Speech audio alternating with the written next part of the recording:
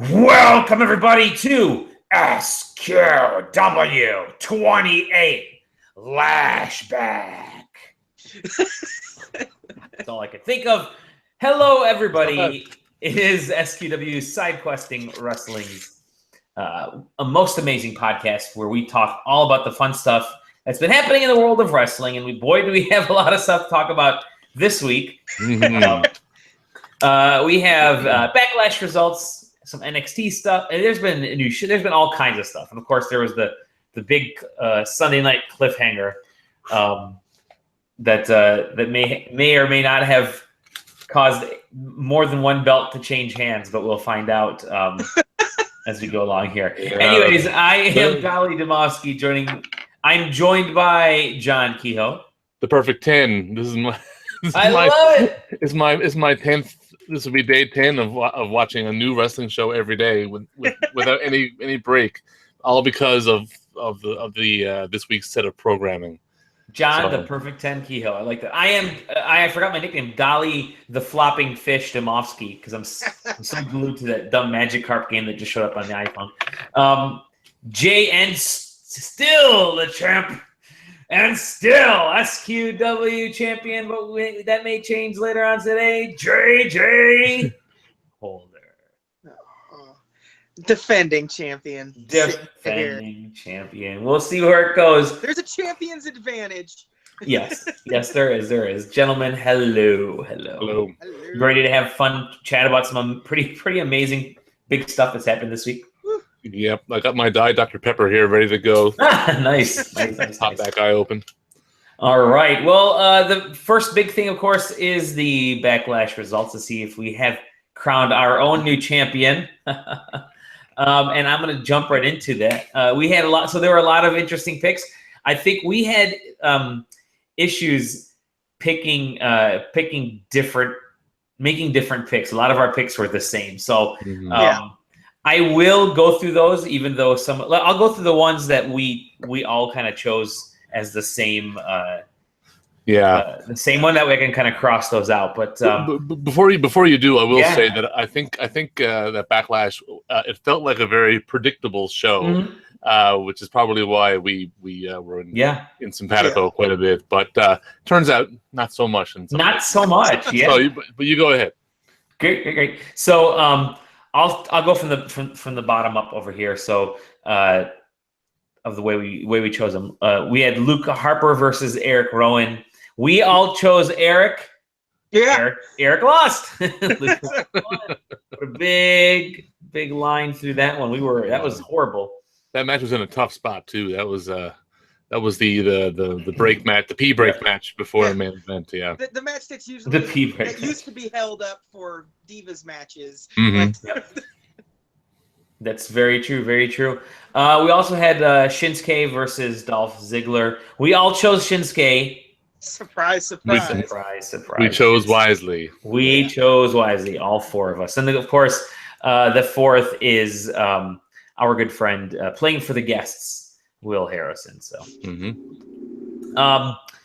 let's see. The next one we all picked the same was Kevin Owens versus AJ Styles, and the winner being Kevin Owens. So we were all correct on that one as well. Well, yeah. In a way. Yeah. Such a weird ending to that match too. Yeah. Let's see here. Ty Dillinger versus Aiden English. We all chose Ty. Yeah. We all chose Ty. But Aiden English's new gimmick is crying. Yeah, apparently. Yeah, that's what Drama King means to somebody. Yeah. It does. There you go. Yeah. Now, the elephant in the room, we're just gonna get right to. We'll say that for the end. But the elephant in the room was the Jinder versus Randy Orton. We thought that may be the deciding factor. However, looking over the list now, we did have differences in other matches. So there could be some. We did. There could be some changes. So those four matches where we all chose the same, we've gotten those out of the way. Let's go through the 1, 2, 3, 4 other matches that were selected. We had Breezango versus the Usos, and the winner being the Usos, Jimmy and Jay. I think the winner of that one was all of us for how fun that match was. That was a totally yes. That was a fun match. I will say though, the regular host chose Breezango and Will chose the Usos. So the guests right now are winning. I voted with my heart on that one. You voted with yeah. There you go. Yeah. Another big one was Sami Zayn versus Baron Corbin. Mm-hmm. The winner, of course, being Sami Zayn. Oh, Sami Zayn. Now let's go through the list. Dolly. Okay, I have the list right here, so I'm not changing anything. Everybody sees it. Dolly had Sami Zayn on that. Good circle for me. JJ had Baron Corbin. Uh-oh. John, you also had Sami, and the guests had Baron Corbin. So now we are all tied, except JJ's actually 1 point behind. Ooh. Interesting. Oh, You're getting kind of interesting now.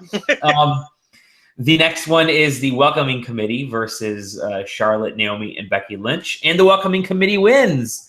So I had Naomi and Charlotte, so not for me. JJ, you had the committee. John, you also had the committee.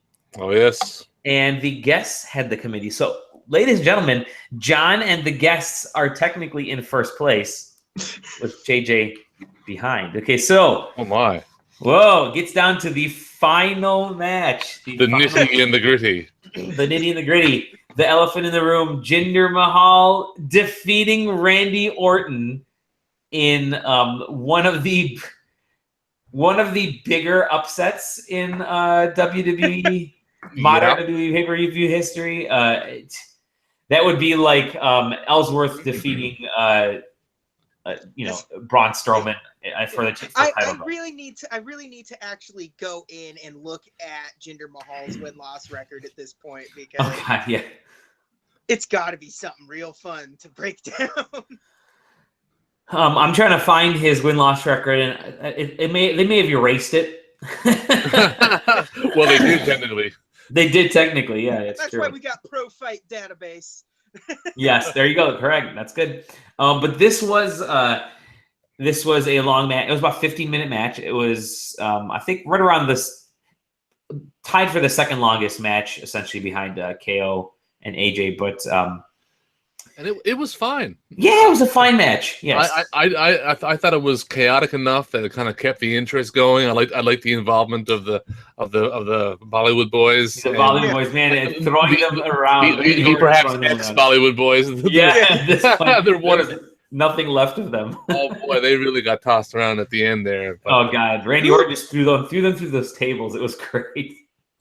I kind of felt bad for those guys, to be honest.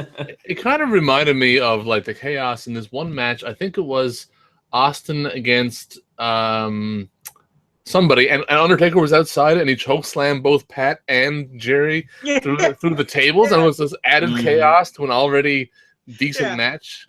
And it was just added a really good flavor at the end, I thought. It's and then of course you had Jinder winning, which shocked everybody first, but the kind of the fallout from that match was suddenly JINDERMANIA was all through my timeline, all through my Facebook. People are coming out of the woodwork saying, you know what, this is actually kind of cool because we're not stuck with the Randy Orton again. With kind of this, it was different. He's still kind of. Jinder may not be the guy, right? At least it's something. At least it's something creative booking wise. At least they went for a Hail Mary attempt, and it seems to have worked a little bit. Ratings for SmackDown went up. Yeah.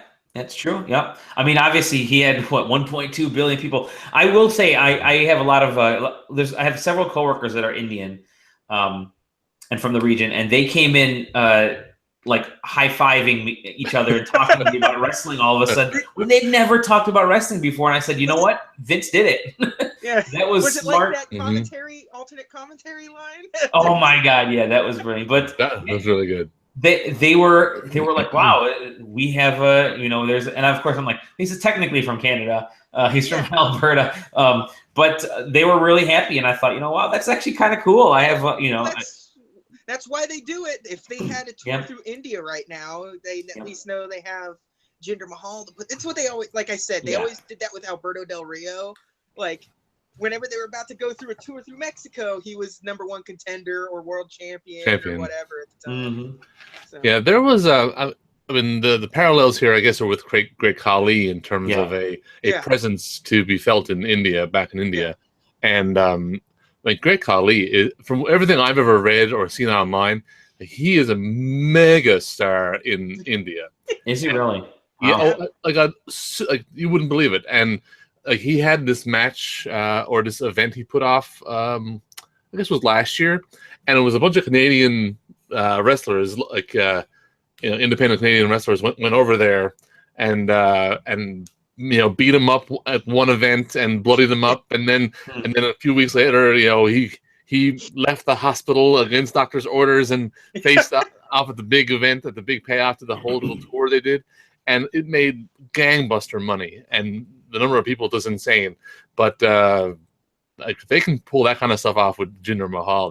They'll do very well. Yeah.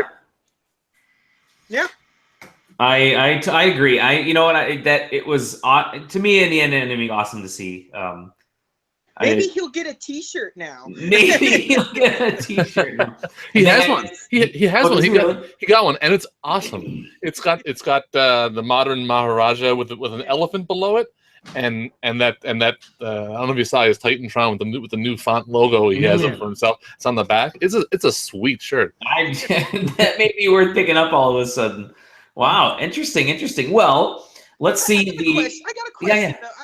Have I missed it? Because I know what Maharaja means, and we all know what Have they ever actually said it on TV what Maharaja means? Or no, of course not. Are we just? Is it just supposed to be that it's a foreign word, so you're supposed to hate it? It's a famous foreign word, so yeah, you're supposed to hate it. Yep. Well, I'm gonna go to the tape here. I'm gonna see what the picks were for this one. So I had Randy. Man, I was so sure going into that because of how they were treating Jinder leading up to that. Nope. John, you also had Randy.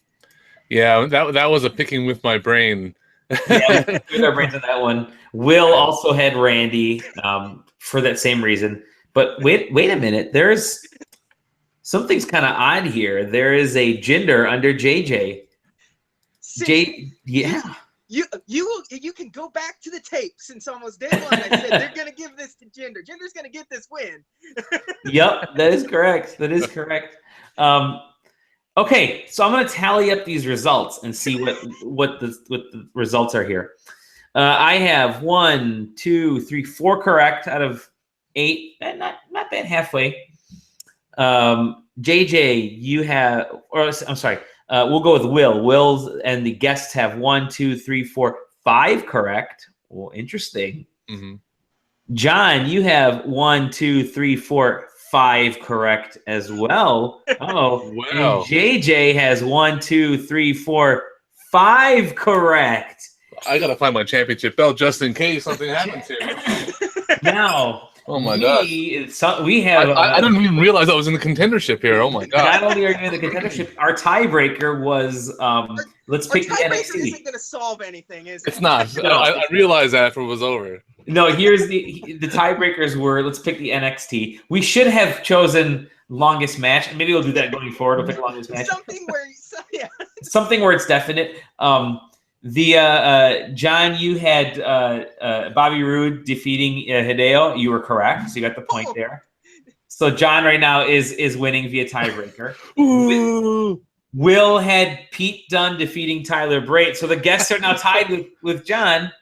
And JJ, you had the Authors of Pain, and they won. So wait a minute, it's a 3-way tie. Now I've got to say, co-champions. Neither of you pinned me or submitted me. Oh boy. We may need to have a. We're going to have a. This sets up a very intriguing title belt for the next pay-per-view event. It's a triple threat. It's a triple threat match, yeah. Oh my goodness! And I'm just going to be picking. I guess I'm going for the U.S. Championship. So congratulations, John. You are technically a co-champion now. Co-holder. This is an amazing turn of events. We were so sure JJ would win it outright because of JINDERMANIA, but no. No, he did. He chose Baron Corbin. Yeah. That was your undoing, was Baron Corbin. That was my undoing. I was leaning towards Sami, but then at the same time, like, they've been disrespecting Sami. Like, maybe the Freebird rule can apply for us. There you go. Yeah, exactly. All well three of us are defending it against Dolly next week. That's true. Yeah, it's 3-on-1. It's like the worst part of Survivor Series. Well done, gentlemen. We're gonna have the title will be decided in the next pay-per-view here, which I think is a couple weeks from now. Yeah, I think 2 weeks. Probably. I don't know. Yeah, probably. Who knows? We'll get the thing set up for then as well. But good job, gentlemen. Of course, again, there was a lot of news that kind of came out, a lot of fallout from this. And Monday night, Jinder came on and did he came on Tuesday night. What did he call it? Just like a big celebration, very colorful celebration, very traditional Punjabi celebration. So, kind of made his peace. And I do have to say, one thing is, when Jinder was first kicked out of the WWE, he was Jinder Mahal, enhancement talent. He comes back and he's still enhancement talent, but dude is ripped. Absolutely ripped. His physique, whatever I don't know how many boxes of Wheaties he ate a day, but he did his job. So he does look, he looks the part, which helps. He made sure that he could be Vince McMahon's favorite wrestler. That's for sure. Yeah, he does look the part. He definitely. I mean, I've gone back and watched some of the old NXT that's on the network, the beginning of the Full Sail days, and Jinder was in that NXT main eventy kind of mix. He was in the finals for the first NXT championship tournament and stuff like that. And he's a lanky dude in that, lean and lanky and with really long feet. But now he's just completely jacked. He looks the part now. And I don't, my question would be, what kind of a precedent does this set? There's good things and there's bad things, right? Right. On the good side, it does mean that someone like Heath Slater could potentially be world champion someday. Like someone at that level could get elevated. If anyone pulled you aside and said, "Okay, which of the three-man band is going to be the first to be world champion?" Jinder would have been third on that list. Would have been third, yeah. I'm liking the meme going around that shows Jinder with the SmackDown title, Heath with the Raw title, and Drew with the NXT title. Because Drew with the NXT title is very likely. It could be. That's gonna happen. It could be as soon as Brooklyn and at SummerSlam time, but it's against the bad side would be, does everyone think that they have to get jacked now in order to succeed? Yeah, maybe. The answer has been and always will be yes. Unfortunately. So. Unfortunately. It's been a pretty exceptional. I mean, it really does open the door for a lot of folks. I mean, just from his level as an enhancement to getting jacked, it's going to be kind of interesting going forward. Do you guys think that it'll convert back to Randy Orton or someone else soon, or? They haven't. There hasn't been enough to really judge that yet. Right. Another week of ratings or something will make it much more. That's true. We'll see how it pans out. Yeah, I mean, there's different things in the mix here. Like, is it just for the India deal? Is it just until Rusev comes in? Is it there, or is it long term? Who knows these things? Anything can happen in the WWE. Yeah, and as we've seen, like, plans can change on the fly no matter what. So it may be a short-term deal, but they may find out that they like him as that in that role. They might find out that he's actually really good as a heel champion, as a foil to Randy Orton or whoever they want in that spot next. Like, he may take that brass ring and just take it, run with it. That's true. Well, we do have a lot of other news this week. A lot of other stuff has been popping up. First things first, I want to give a shout out to our good friend Ric Flair, who tweeted at me. Friend of the show. Friend of the show, Ric Flair. You're not the only one that can meet him or talk to him, JJ. I bought a T-shirt off his shop, and he tweeted at me because of that. So power to people. But this is interesting news. Chris Jericho is on tour with Fozzy right now. He says it's going to be a long time before he goes back to the WWE, if he ever goes back. Yeah, every disappearance I expect to be the last Chris Jericho. Like, he's not coming back this time for sure, and then he'll come back. I'm fairly certain every time that there's a rumor of him coming back, he denies it anyway. Yeah. and it's always, oh, here I am, and gotcha kind of thing. So yeah, he really thinks that he's stuck one to the dirt sheets whenever he makes his return that everyone sort of anticipated he was gonna make. So. Asuka gets the streak. Yeah. Yes. She has officially gotten the longest winning streak. And Goldberg actually came out and congratulated her for taking over that streak. So very cool. It's the weird, like, Goldberg's streak was fake to begin with. You're right. Right. He should sort of be like, okay, yeah, she. Well, yeah. So I mean, where does she? I still don't know where she goes from here. I guess it's going to be Ember Moon at Brooklyn. Yeah, they're really playing up the injury of Ember Moon and stuff, so it's just going to be her Cinderella story, she makes her big return after injury to win the championship kind of thing. Yeah. I just personally, I would like to see Ruby Riott take it off her. She's, I think she's going to be a pretty big star. Just based on she looks unique, and she has a good move set and a lot of energy, and she's fresh and compared to some of the other ladies, she's definitely a very experienced, and Heidi's a great wrestler. Have you ever seen her stuff in Chikara and whatnot? She's very, very good. Let's see. I'm going through some of the other news of the day. Feel free to jump in, gentlemen, if there is anything specific you'd like to talk about. First of all, I did want to ask you, John. You said you've basically had a brand new show to watch for like 10 days straight or so, something like that. Yes. The streak. Yes, the streak of WWE programming. I mean, Raw, SmackDown, NXT. Thursday was supposed to be the UK special but that aired on Friday instead.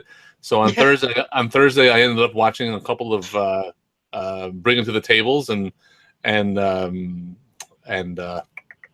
whatever it was. I did watch like fresh content on that day, and then Friday was the UK special, which was great. It was good. And Saturday was NXT, which was phenomenal. Yeah. And then Sunday was a pay-per-view. Monday, Tuesday again. And then last night was NXT again. So here I am on Thursday. After I get off here, if I watch one more thing, it'll be a perfect 10. We need to talk about how this week, Monday and Tuesday in particular, was just dominated by New Japan. Like, yes. Yeah, go ahead. Go ahead. Weird, like, out of nowhere Monday night, you had Finn wrestle Anderson. Like, okay, that's a Bullet Club match. Okay, no promotion, no anything, just happens. Nope. And then Tuesday, you had AJ Styles and Nakamura teaming up in a tag team match. Just Nakamura's debut on television. And they cut a great promo too between AJ and Nakamura.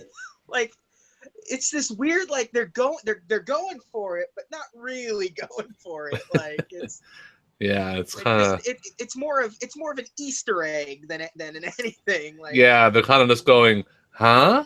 Yeah, hey, we know what happened. Yeah, with a little touch on the nose there. Yeah, that was something else. Just to see AJ and Nakamura side by side in a WWE ring, like to close out a show in particular, is something else. Like, oh yeah, yeah.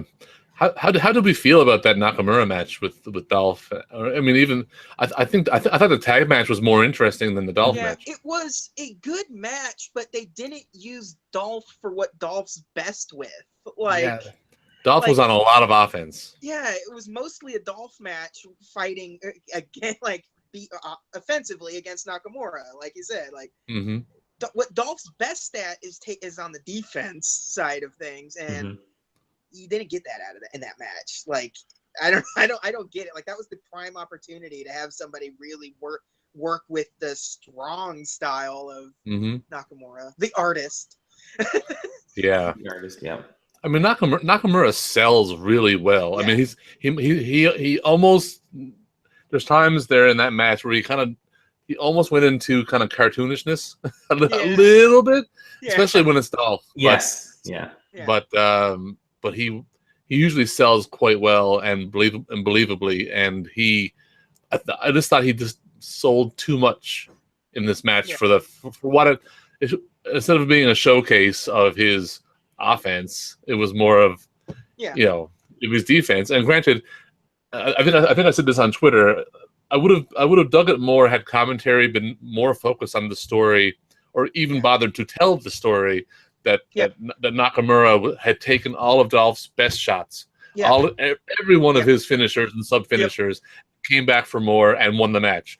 But they didn't even tell that story. It's just, Nakamura, he's so incredible, he's so unbelievable. You know. It was bad. The commentary kind of ruined. But it wasn't a bad match. It was fine. It was just the commentary really did sort of put a real damper on the whole situation. Like, it felt kind of like a SmackDown main event rather than a pay-per-view.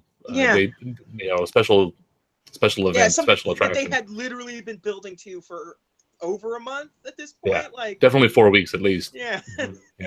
Well, I mean, Nakamura was the face of the ad campaign. And they played that commercial all the time with his music and the lasery whipping arms and legs around thing. I just thought it'd be a little bit more, and I guess maybe my expectations were too high, but I kept thinking about the Sami Zayn match, and maybe that was lightning in a bottle, because Nakamura hasn't wrestled like that, very much either. Like, he's really settled into the style, the WWE style of selling and waiting and not going too fast and all that kind of stuff. So I don't know.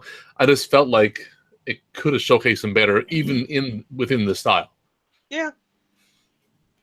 We'll see. I feel like big marquee events out of him will probably end up being the matches. Like, he's gonna take it slow for week in and week out, but eventually he is going to get a title shot. Like, that's just his trajectory. At this point, like, that title match will probably be one of the better matches of the year, most likely. Of course it will. Depending on who it's against. I'm not entirely sold that Nakamura and Randy Orton will be a barn burner, but it's I'm by no means am I saying that it's any kind of a lost cause for Nakamura, but it's just like in NXT he was booked like a force of nature.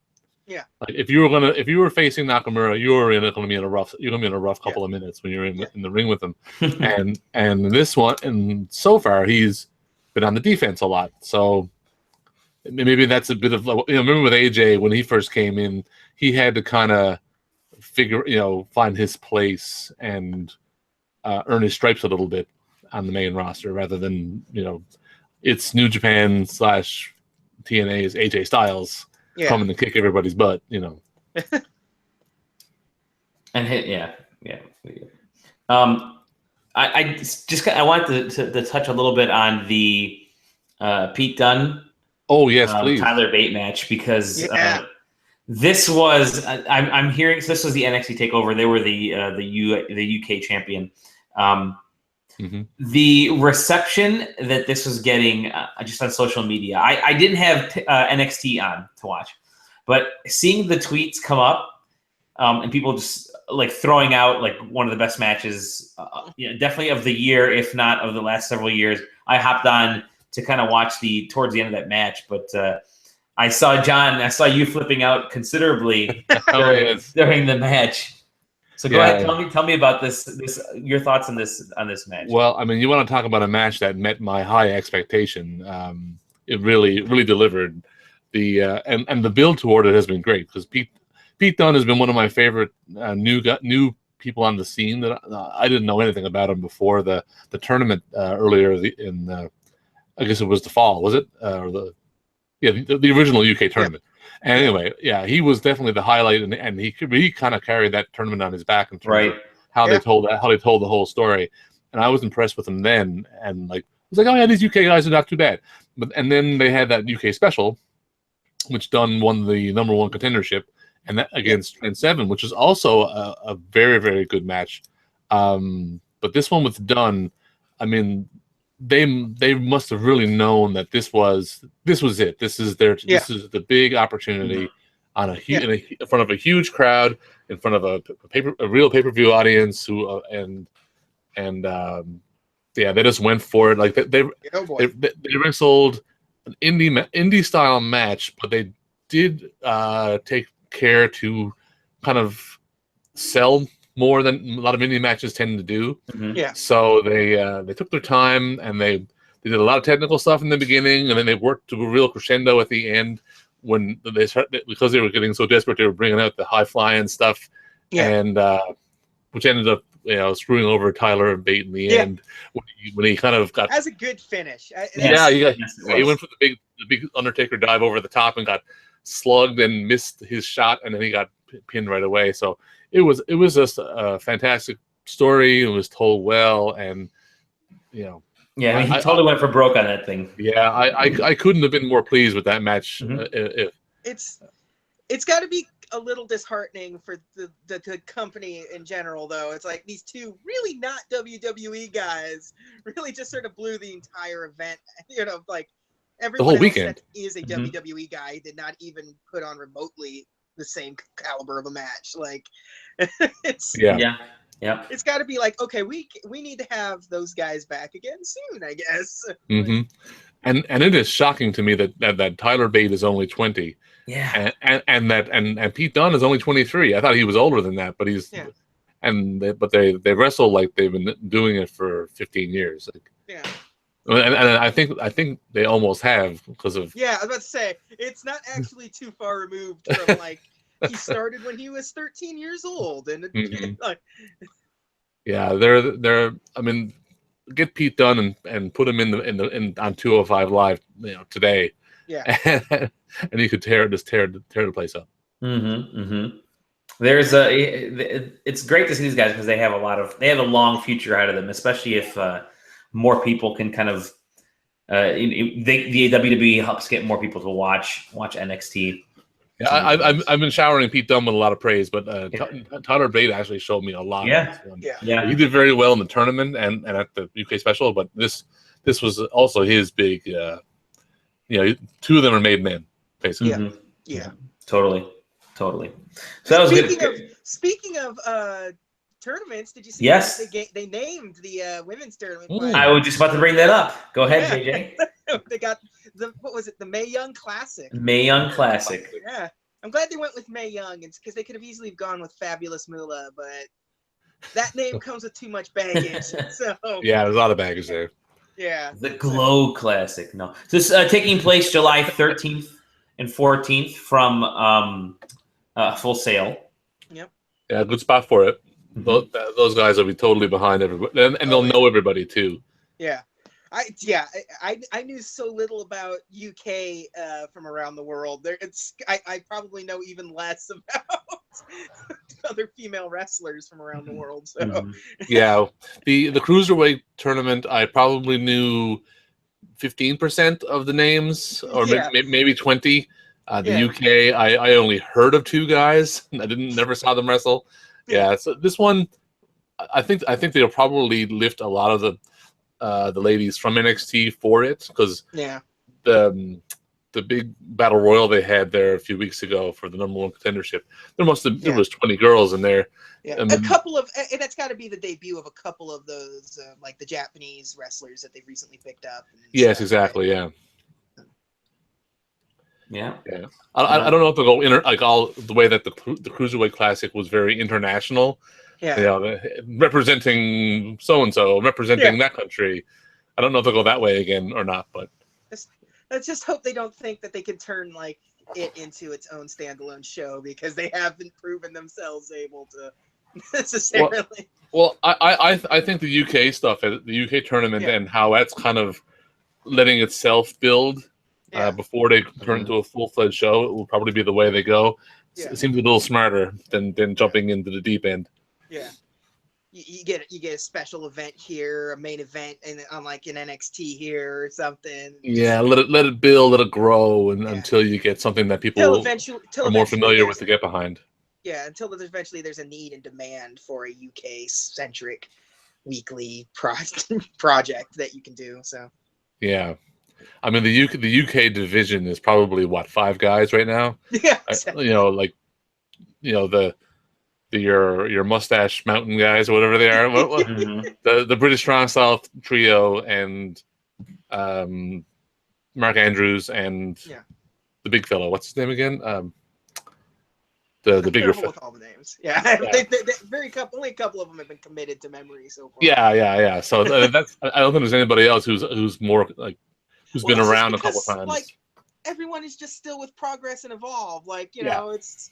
You're not gonna be. Those contracts are in place. Like there's no grabbing the people that you really want. And exactly. Your show, so. But back to the ladies though. I am looking forward to that tournament. I think they'll probably showcase a wrestling style much more in line with the divas. Oh my God, the women's revolution. Revolution ladies, hard fought stuff and very technical. Yeah. So hopefully it all comes together perfectly, like the last couple of tournaments that they've put on here. So they certainly know how to do a tournament. Yeah. When you don't have Vince McMahon yelling in your ear about this stuff too, it makes it a little easier to actually get some good like storytelling wrestling going on. So. Mm-hmm. Yeah, for sure. And a couple more bits of interesting news before we sign off here. A couple things Rock related actually. There's a new Rock movie this week, Baywatch, which is getting horrific reviews. So probably want to stay away from that one. Although it's Baywatch, and we kind of knew that going in. Yeah. The Rock did host Saturday Night Live this past week. Did a really good job. Did his fake candidacy with Johnson and Hanks. Tom Hanks came on, so that was pretty good. But he did a pretty good job on the episode. I think my favorite bit was he came out as a superhero, Scorpion Man, so kind of a take on Spider-Man. And he had to rescue all these people. But he spent the entire time talking about how he fashioned his outfit. Everybody gave him high praise and said, "Your superpower. We know what your superpower is, and it's fashion." He was so good. The wrestling promo skit was pretty good. Yes, the wrestling promo skit was terrific. Did you see that part, Don? No, I didn't see it at all. Actually, I've gotten around to it.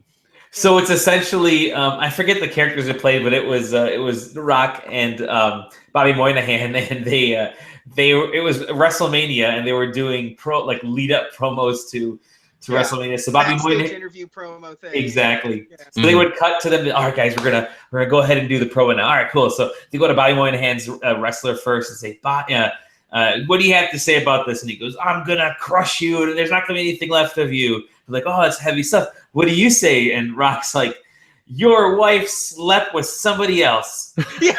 And the guy's like, wait, what?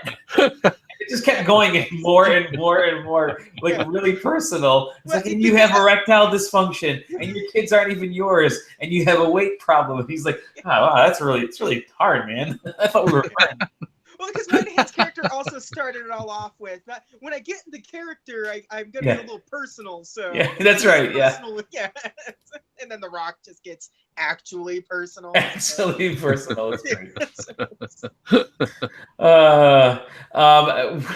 we have potentially another wrestler running for office, Greg Gianforte, who is the Republican congressman from Montana, body slammed a reporter who was trying to stick a recorder in his face, grabs the reporter and body slams him. Yeah. That's amateur, man. It's amateur. Come on, we should clothesline him first, and then drop a knee on him, and then said you're running for candidacy. You know, hit a muscle buster, something. Yeah, something. Yeah. If that's your finishing move, I mean, come on, dude. So yeah, quite an action-packed week full of full of news this week. I've been trying to find a few other things here. I was actually going to go to. There was a SmackDown event, WWE Ypsilanti, which is nearer to me. I say near, it's still about an hour drive away. And I was tempted to head over to that. It was, I think it was Monday night. And they had like Jinder and somebody else were in a tag team against Randy and Sami. So that was kind of funny. So I was going to check that out, but I ended up not head down to it. But also this past weekend at the Motor City Comic Con, there were a bunch of wrestlers. Comic Cons are great because you get to see these wrestlers, and they're very open about their history. They're out of character. They're not paid by WWE anymore. A lot of these guys are retired, and Sting was there. So they had asked him if there was any other wrestler that you wanted to face off, who would it be? And he said The Undertaker. And I came to realize, I'm like, oh yeah, Sting never wrestled The Undertaker. Yeah, he's always that. Yep.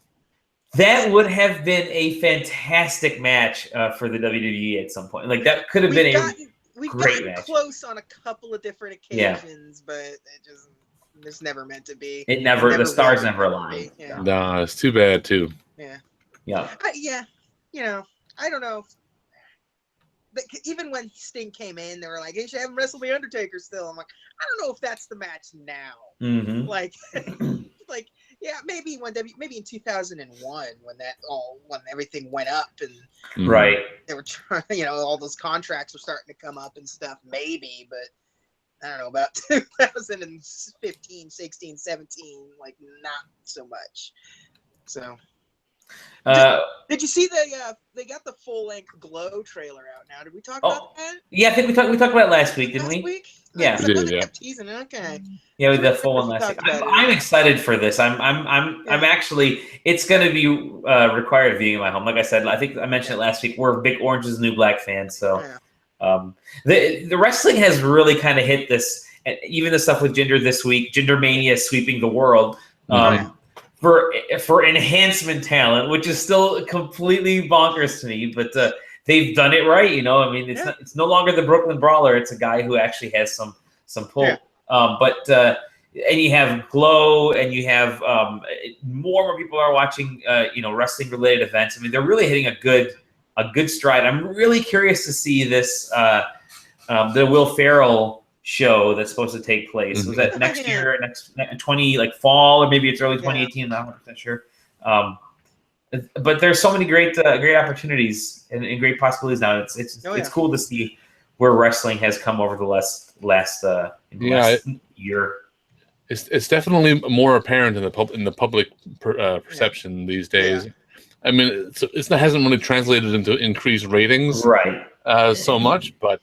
Yeah, Raw suffered another really low group of ratings this week. SmackDown was high, but Raw was low. It bumped up, yeah. But I mean, on the whole, it's been on the decline. Yeah. So and Raw has taken such a beating. Like the shakeup took some of their biggest stars, and you got Roman is still doing his thing with no sort of direction, and you've got Strowman out now, and like the one person that was like. Raw is taking a beating and is going to continue to take a beating as long as their champion isn't there and everyone keeps getting hurt. Has Finn Balor ever looked smaller? Like every week he just looks a little smaller and smaller. Tinier. Putting him out, like he was in the ring with Paul Heyman. It's like he looks itty bitty next to Paul Heyman. You're like, I love Finn Balor. I love him as a wrestler, but it's not gonna work. It's just not. Every time you see him, he just looks like, nope. Paul really put him over, though. Yeah. We'll see. Yeah. I was going to mention one more thing, but I can't quite remember. Oh, I do. I can mention this at least. One of the interesting things about going to these Comic Cons. By the way, we're going to get one of my good buddies, Eric Hodson, who is a comic artist, and he's done a lot of WWE related stuff. I think I've mentioned him in the past, but he wants to. He is looking forward. I think we're going to get him on the show here in the next couple of weeks. It could be a lot of fun. He has a lot of awesome stories, a lot of work that he's done with wrestling. It's really cool. But he was at the show, and he and I were kind of chatting a little bit, and after I got to talking to him, I thought, I'm going to go take a look at all the different wrestlers that are here. And at the section I walked to, Sting is on one side of the wall and facing him, and there's a huge line of people. They had to zigzag to see Sting. I thought that's awesome. Facing him on the other side was Big Van Vader, and there was nobody in line. He had his mask off. He's playing Pokemon or something on his phone. And nobody's there, and I felt so bad for him. And I thought, man, he's dying. He's dying. He's so sad. So I kind of walked up past it. I walked up to him and said, "Hey, big fan. Loved your matches." And then thanks, and that was basically it. That way, at least he, someone acknowledged him there. Yeah. He's done so much great stuff in hit wrestling that some of his all of his matches are really rewatchable, like his high profile ones. Yeah, they are. WCW stuff is rewatchable still. But it is interesting to see that difference. And then it's all over from there. Exactly. I will also say that Lou Ferrigno was there as well, and that dude is still big. Yeah. And he's not directly wrestling related. I think he has been tied in a little bit here and there, WWF, WWE. But he's a bodybuilder. That's more than enough for Vince to be interested in him. So But he also didn't have a ton of people at his booth. Sting drew far more people than either of those two guys. And so we're talking Luke Ferrigno, the Incredible Hulk. So he's deaf. Stuff. It's hard to have a conversation with him, I guess. I guess so. Well, gentlemen, I believe that's it for this week. We leave on a controversy with the title belt. We have a mega three-way tie going forward here that will be broken. I'm still going to say I'm solo champion. There's nothing you technically are still champion, but John, you are also the champion now. Congratulations, John. You've reached that pinnacle again. Is this your second run as champion now? Two-time champion. I'm one time. I'll get back up there again. It's like my second reign, though, still undefeated, I have to say. You are on Asuka's right now. Gentlemen, it's been fantastic. You can find us at SQW Podcast. Rate and review us on iTunes. It helps. Thank you to our listeners. Our numbers keep going up every week. It's always a positive. You can find us, again, at SQW Podcast, sidequesting.com. Find me individually. Find us individually. I'm at Dolly Domofsky. JJ, the co-champ, where are you found? __letter J. And John, where can we find you? At John Kehoe, JONKEHOE. Gentlemen, thank you very much. We'll see you all in the next SQW. 10.